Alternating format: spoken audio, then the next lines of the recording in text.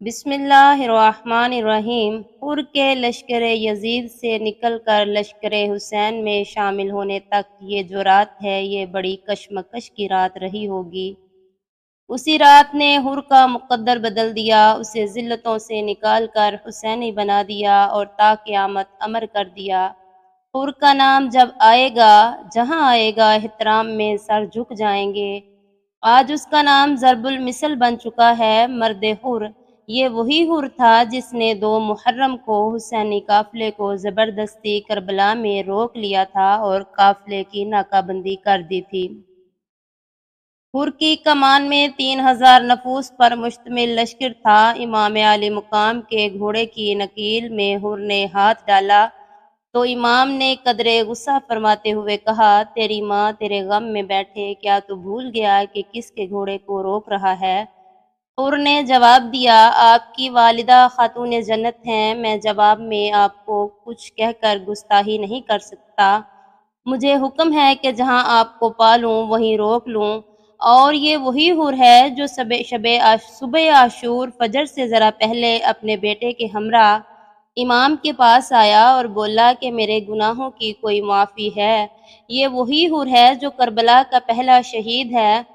اس نے عرض کی تھی کہ آپ کو سب سے پہلے روکا بھی میں نے تھا اور اب سب سے پہلے جنگ کو بھی میں ہی جاؤں گا۔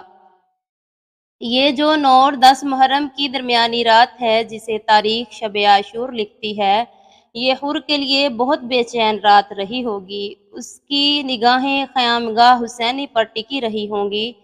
اسی شب امام علی مقام نے اپنے صحاب کو خیمے میں جمع کیا اور چراغ گل کر کے مکمل اندھیرا کرتے ہوئے کہا، صبح موت یقینی ہے، میں تم سب سے اپنی بیعت اٹھاتا ہوں۔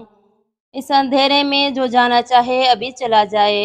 سپاہ یزید کے دشمنی مجھ سے ہے، وہ میرے اور میری اولاد کے خون کے پیاسے ہیں، تم سب کو وہ بخوشی جانے دیں گے۔ دیکھو اگر تم کو میرے منہ پر رخصت ہوتے شرم آتی ہے تو میں نے چراغ بجھا دیے ہیں، اور دیکھو اگر تم اس وجہ سے برائے مروت رکے ہوئے ہو کہ بروز محشر میرے نانا کو کیا منہ دکھاؤ گے، تو میں حسین ابن علی تم سے وعدہ کرتا ہوں کہ تمہاری وفا کی گواہی میں دوں گا۔